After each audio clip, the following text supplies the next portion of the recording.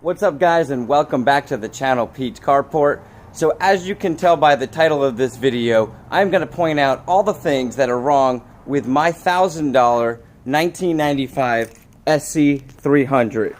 Now, if you've been watching, we have two of these now. Zay drives the green one, I'm daily driving the red one.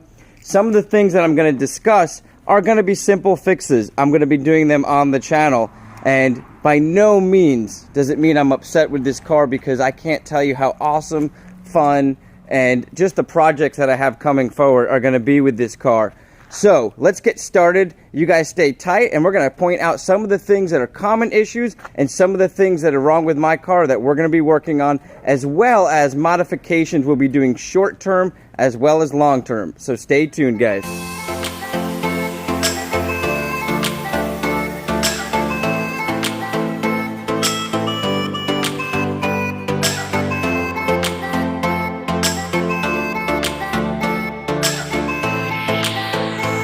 Okay, so number one thing on the list is going to be the peeling clear coat.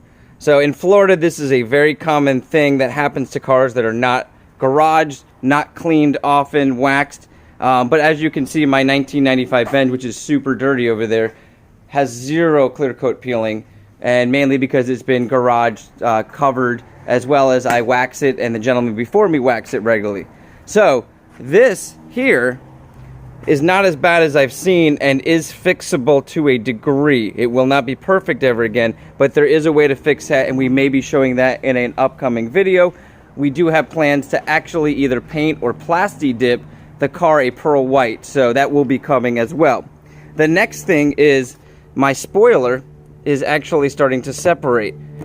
Once again, not a big deal. This can easily be repaired and then painted or plasti dipped like we're going to be doing. So I'm going to show you guys that in the near future. Now on to some other things internally. So if you look at the door here, this is obviously not good tint, not good quality, but it's peeling up. Positive thing is it's going to peel right off. And being that it's been 90 degrees out like almost every day this week, I am not in a rush to peel that off. So that will stay on till I have the time and money to go down and get a really nice tint job. So moving on to the next thing, let's go ahead and put the key in so I can show you that. So first thing, we have a check engine light, and being that this is not an OBD2 car, I have no way of checking it currently, but the car does run perfectly as far as driving, which has been amazing, and I've taken it probably about 100 miles so far and only changed the oil and made sure transmission fluid was good. The next thing that has an issue is my front speakers are not working. Actually, the other one kind of just makes a weird noise, crackling noise, and this one does not function at all, and neither do the upper speakers. Now, I believe that is an amp issue, as I pulled the amp and was able to get the other speakers working, which happened to be kicker speakers in the rear, so they did do aftermarket. The next problem is trying to get to the speaker here. I started to remove the door panel, and a lot of the screws and the actual pieces holding this door together have been torn by either somebody just trying to rip the door panel off, most likely to change out the speakers or get to the speakers. And so when I take off the door, which I'm going to be doing completely on a video because I want to get to that speaker and I want to redo this door panel, it has a lot of pieces that are cracked and falling apart, but they can be repaired, and this door can be redone to really hold, because these doors are very heavy, and these door panels, if they become unstable, can easily rip off, and it makes it much harder to fix. All right, so let's move on to the next thing. Okay, so the next thing is yet a very common issue with these SC300s, specifically when they have the spoiler, and that is your trunk shocks go bad. In fact, these ones are so bad that even popping it inside or trying to open it here, it will not come up. So let me go ahead and open up the trunk and show you guys how you can fix that, and we are going to be doing that. Okay, guys, so by removing this back lining, you can see down in there are hood struts. Let me see if I can get a good angle. Sorry, that's a really bad angle right there. Very easy to get to, very easy to change, and also this gives you access to your rear speakers. I'm going to be doing a video on how to access the amp underneath the CD changer, which I've already done, and how to possibly repair that amp as they do get humidity, they get wet, and we're going to be replacing this one shortly, as well as showing how to possibly bypass it. So that video will be coming out. But as you can see, this trunk literally has it's so heavy that it doesn't bounce back up at all from the shocks. Those are coming in tomorrow, so there will be a video on that. And back to the inside, one of the things that I missed on the inside that I wanted to get while I had the key in is this has a really nice telescoping in and out steering wheel, but very common, as you can hear that, is the steering wheel will get stuck in the upmost position, which creates a very strange driving experience for those like me who are smaller, when I like to sit low down and I feel like my arm is way up in the air. So I'm going to be fixing that very, very soon. I do have a way that should resolve this issue by taking this panel apart and readjusting some of the gears in there. So that'll be coming very shortly.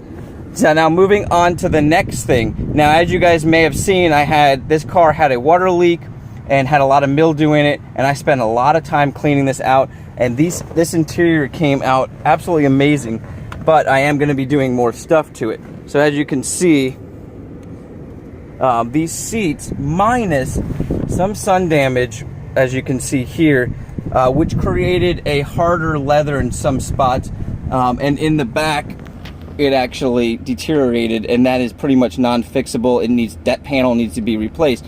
But for some of the parts that have gotten a little stiffer, I'm gonna go grab something and show you guys how we can resolve that. So this is a product that I used on my Mercedes and will continue to use on my Mercedes, and it worked absolutely amazing. It's called Bag Balm. It's actually used on cows, which obviously is where leather comes from, and it softens up their skin. And now, being that it was used heavily in the farm industry and has now been kind of passed down and rebranded, you can get this at Walgreens and CVS. So I just picked this up. It's about 10 bucks, but you can heavily apply that to harder leather, and if you just it stays on for a long time, but it'll keep your leather conditioned.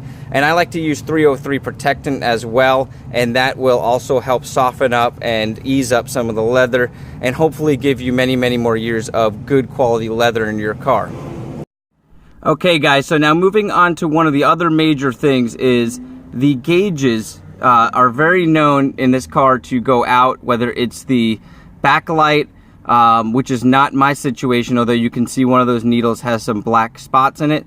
But for the most part, they do light up very well. But the RPM gauge and the speedometer gauge do not work whatsoever. They came up and down a couple of times when I first started driving, but for the last probably 50 miles or so, I have not gotten anything out of them. Fortunately, the gas gauge as well as the temperature gauge seems to be working properly. But you can easily send these off. There's a company out there. Hopefully I can link that down below. I don't know it off the top of my head, but they do repair these, and they will also change the color of the backlight. So it is a repairable thing, just not something that's easily done at home by DIY.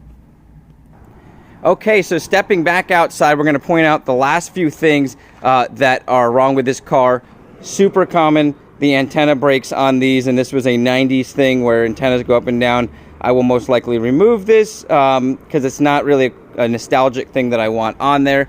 And also, I did forget to point out that I put new tires and rims on this, as well as aligned it. So that was about $650 of the car added on. So $1,650 really before I could get this thing on the road and driving. The brakes are basically brand new. Whoever had this before, you can see painted them. It looks like it's the stock size caliper, but the brakes are extremely good. It's not slotted or slotted or drilled rotors, but they are. They feel like they've been refreshed or are newer, and they stop very, very well. So I'm satisfied with that. So I will not be touching that, at least currently. The other thing is there's some other minor things like a crack in our front bumper, which we will be putting a splitter on the front of this and fixing that before plasti dipping the entire car or painting it, whichever we decide to go with. And yeah, that really about wraps it up. Other than that, this car drives absolutely amazing. It does not leak oil from what I see. Transmission seems to be very solid. The fluid is very clean in the car. And after doing a full clean down of this car and removing the mildew, I'm very, very happy. The AC blows extremely cold. The back seats are not too bad. Main thing is getting some cosmetic things and getting the radio tinting done and stuff like that. So now let's move on to some of the fun things, the mods that we're going to be doing to this car.